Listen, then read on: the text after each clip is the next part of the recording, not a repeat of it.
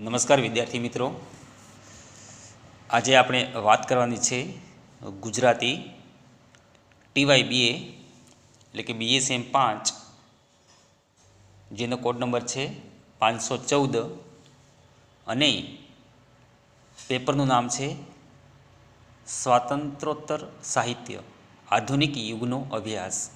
તો મિત્રો, આ પેપરની અંદર યુનિટ નંબર 3માં જે ટૂંક નોંધ છે એ ટૂંક નોંધમાં એક કૃતિ છે તે હુકમ માલિક, એના વિશે આપણે સમજીએ. હવે હુકમ માલિક એ એક નાટક છે, તો આ નાટક વિશેની સમજ કેળવીએ. 7મા દાયકાના આરંભે ગુજરાતી કવિતા અને કથા સાહિત્યમાં આધુનિકતાના વલણો પ્રગટવા લાગે છે. નાટક અને એકાંકીમાં આધુનિકતા લગભગ એક દાયકા પછી આશરે 1965થી 1975ના સમયગાળામાં આવે છે. લાભશંકર ઠાકર અને સુભાષ શાહના એક ઉંદર અને જદુનાથ એ કૃતિથી ગુજરાતી સાહિત્યમાં નવા અને પ્રયોગશીલ વલણોનો આરંભ થાય છે. આકંઠ સાબરમતીના ઉપક્રમે નાટ્ય નિર્દેશની મધુરાય દ્વારા શરૂઆત થાય છે અને તેમાં રે મઠ સાથે પ્રત્યક્ષ અને પરોક્ષ રીતે સંકળાયેલા સૌ લાભશંકર ઠાકર, આદિલ મંસૂરી, મુકુંદ પરીખ, ચંદ્રકાંત શેઠ, મહેશ દવે, ઇન્દુ પુવાર, સુભાષ શાહ, શ્રીકાંત શાહ વગેરે સ્વગતોક્તિઓ, એકોક્તિઓ, કલ્પન શ્રેણીઓ રજૂ કરતા રહી અને એક અગંભીર વર્કશોપ ચલાવી અને જેમાંથી આધુનિક નાટકનો ફાલ પણ ઉતર્યો છે. હવે ચીનુ મોદી આ સમયગાળાના ખૂબ જ જાણીતા અને પ્રયોગશીલ એવા સર્જક છે. આ સર્જકે ગુજરાતી સાહિત્યમાં આધુનિક ક્ષેત્રે ઘણું યોગદાન આપ્યું છે અને તેમના સાહિત્યમાં આધુનિકતા જોવા મળે છે. હુકમ માલિક એ 1984માં લખાયેલું ચીનુ મોદીનું એક જાણીતું નાટક છે. તો આ સર્જકે માત્ર નાટકો જ નહીં પણ ગઝલ જેવા સ્વરૂપ ઉપર એમની કલમ ચલાવી છે. તો 1967માં ડાયલનો પંખી એ પદ્ય સ્વરૂપમાં નાટકોનો સંગ્રહ લઈ અને તેઓ ગુજરાતી સાહિત્ય જગતમાં આવે છે. 1973માં કોલબેલ અને 1984માં હુકમ માલિક જેવું નાટક લઈ અને તેઓ સાહિત્યમાં આવે છે. સંગ્રહનું પ્રકાશન એમણે આપ્યું છે. આમ તો હુકમ માલિક નાટક સૌ પ્રથમ ઉદ્ગાર એ સામયિકમાં માર્ચ 1979ના અંકમાં 14 પાના રોકેલું પ્રકાશિત થયું હતું અને 2 પાત્રો અને 3 દ્રશ્યોમાં વહેંચાયેલા આ નાટકે ગુજરાતી એકાંકીને એક નવો જ વળાંક આપ્યો હતો. અને ત્યાર પછી એ સંગ્રહમાં 6 નટી શૂન્ય નાટકો સાથે તે નાટકો તેમણે આપ્યા છે. 1982માં તેમણે રાજા મિડાસ નાટ્ય સંગ્રહ આપ્યો છે અને આ ઉપરાંત જાલકા, અશ્વમેઘ, ખલીફાનો વેશ યાની ઔરંગઝેબ અને નૈષદરાય તથા નવલશા હિરજ એ નામે રસિક નાટકો પણ ચીનુ મોદીએ આપ્યા છે. હુકમ માલિક એ નાટકમાં અધિકારી અને જીન એ બે મુખ્ય પાત્રો છે. હવે આધુનિક માનવની જે સંવેદના છે, માણસ દિવસે દિવસે કેટલો ખવાતો જાય છે, વિચાર શૂન્ય, લાગણી શૂન્ય, દિશાવિહીન, જડ અને યંત્રવત બનતો જાય છે. એની સરસ મજાની વાત ચીનુ મોદીએ હુકમ માલિક એ નાટકમાં કરી છે. આધુનિક માનવમાંથી તેની જે લાગણી છે, એનામાં પ્રેમ છે, દયા છે, કરુણા છે, એ બધું જ જાણે એનાથી વિસરાઈ જાય છે.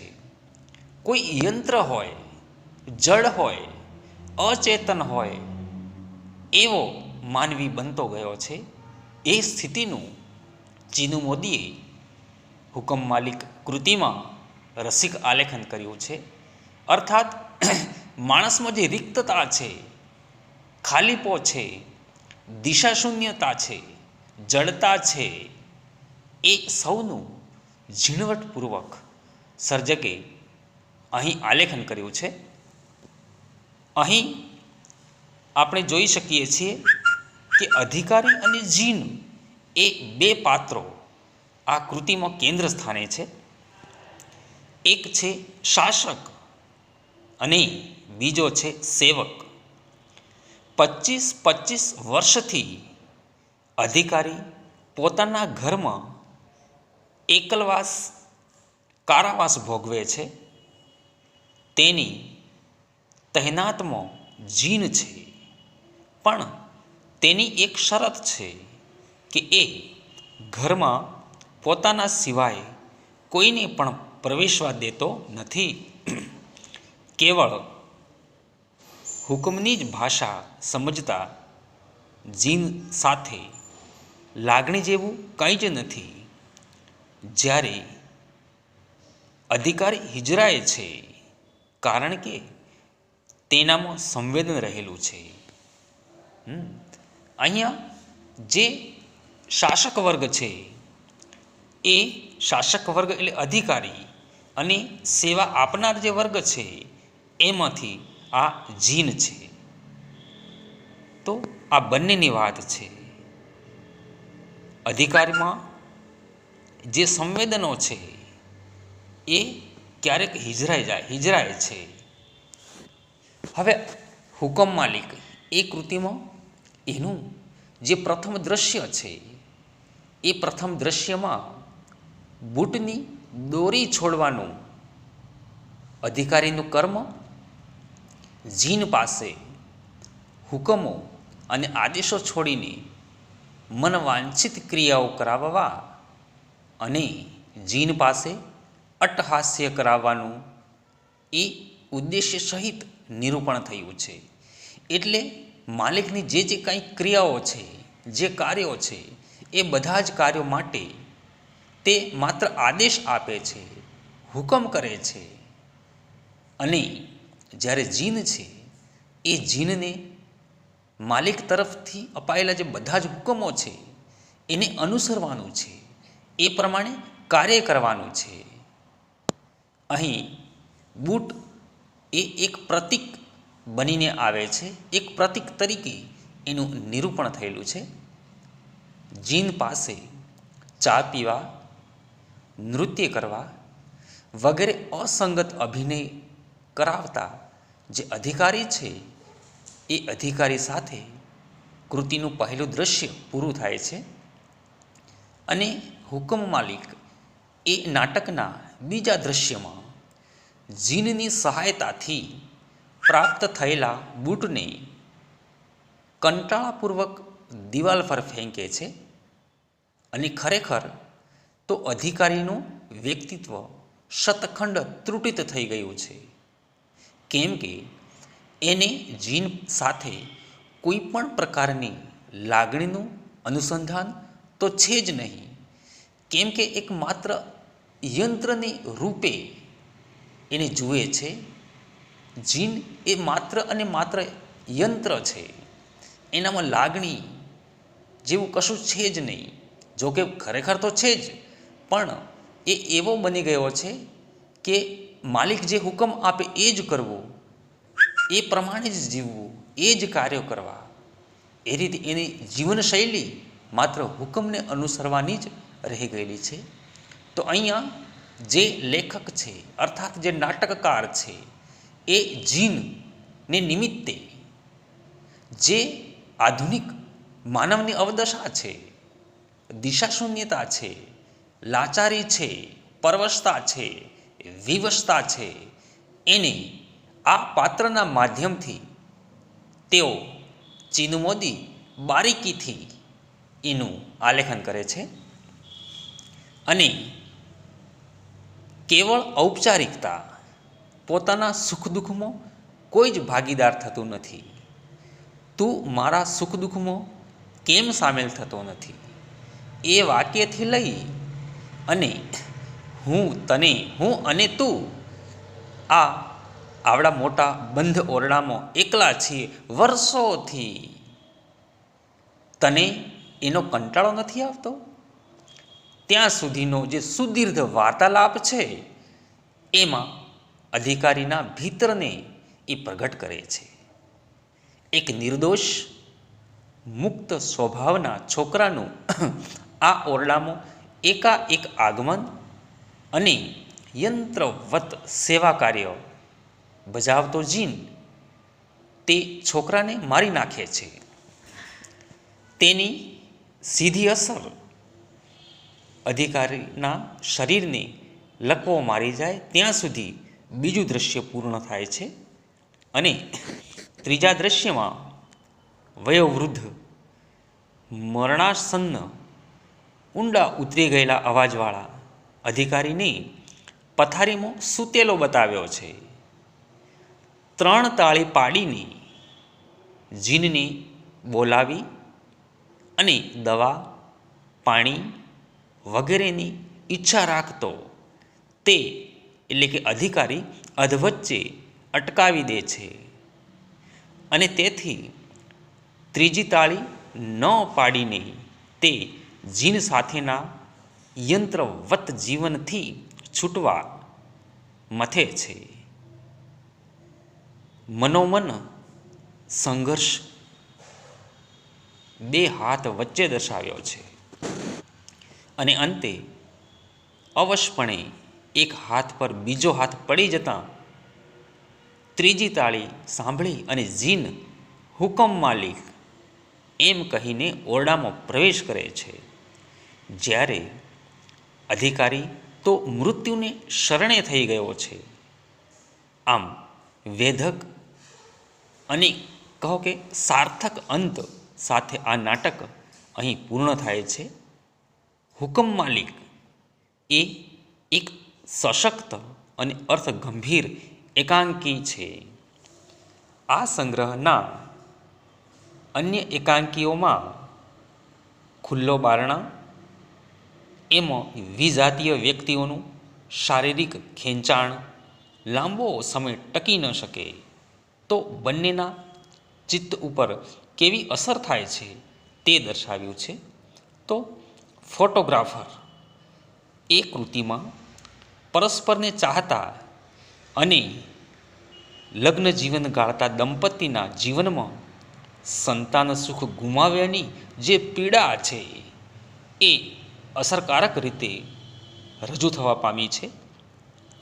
ડાયલના પંખી એ નાટકમાં બાળકાવ્યોમાં પ્રયોજાતા માત્રામેળ કવાટ છંદમાં તરલતા આણી છે. વસ્તુવેગ અહીં નહિવત છે. અહીં માત્ર પદ્યાત્મક સંવાદો છે. જે સંવાદો છે એ કેવા પદ્યાત્મક છે અને એ સંવાદોથી રચના આગળ વધે છે. હવે આનું એક દૃષ્ટાંત જોઈએ તો બંધ કરો ઘડિયાળો, લોલક પકડી લટકો, ડાયલ પર ફરતા કાંટાઓ, બે બાહુમો જકડો, કોઈ રીતે આ બંધ કરો ઘડિયાળો. તો અહીં રહેલું જે વાગ્મિતાનું તત્વ છે એ પણ રસિક ભાવકોને આકર્ષે છે. તો અહીં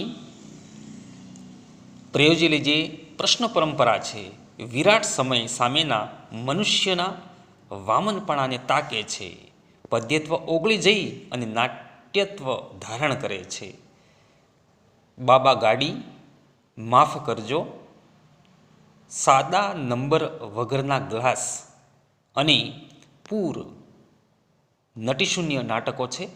જ્યારે સ્ટેન્ડ પર ચડાવેલી સાયકલ, હત્યા, અસાહિતનો વેશ, સ્થળાંતર, શ્વેતહંસ, કાળા પડછાયા વગેરેમાં નાટ્યકાર ચીનુ મોદીનું જે સર્જકત્વ છે, એનું જે કવિકર્મ છે એ આપણને નજરે ચડે છે. અસાહિતનો વેશ એ કૃતિમાં પુરાણી સૂત્રધાર રીતિ કે ભવાઈની રીતિથી નાટક કરવાનું વલણ એમની સર્જક તરીકેની પ્રયોગશીલતા માટે પ્રશંસનીય છે. સતીશ વ્યાસ કહે છે તેમ તેઓ ઉછળતા સર્જક છે. સાહિત્યના વિવિધ સ્વરૂપોમાં સરળતાથી અને સફળતાથી ગતિ કરનાર ચીનુ મોદીનો પ્રતિનિધિ એકાંકી સંગ્રહ ડૉક્ટર સતીશ વ્યાસે 1996માં આપ્યો છે. તો મિત્રો અહીં જે ચીનુ મોદી છે એ ચીનુ મોદી ગુજરાતી સાહિત્યના એક શ્રેષ્ઠ સર્જક છે. આધુનિકતામાં વિશિષ્ટ અર્પણ કરનાર આ કવિ છે. અને એમનું જે નાટક છે હુકમ માલિક એ પણ ખૂબ પ્રશંસા પામેલું છે. આધુનિક માનવીની જે અવદશા છે એનું સર્જકે અહીં બારીકીથી આલેખન કર્યું છે. માનવમાં રહેલી જે ત્રુટિઓ છે અથવા તો આધુનિક યુગના પ્રભાવે માણસ કેવો સંકુચિત બનતો જાય છે એની વાત સર્જકે આ નાટકમાં લાક્ષણિક લાઘવથી કરી છે. હવે આ કૃતિનો જે વિશેષ રેફરન્સ છે એ સમજવા માટે જે અર્વાચીન ગુજરાતી સાહિત્ય છે અને એ અર્વાચીન સાહિત્યની વિકાસ રેખા છે એમાં તમે એનો સંદર્ભ એમાંથી લઈ શકો છો.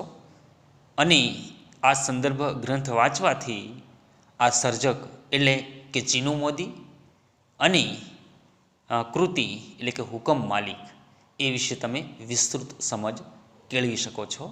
Okay, thank you very much.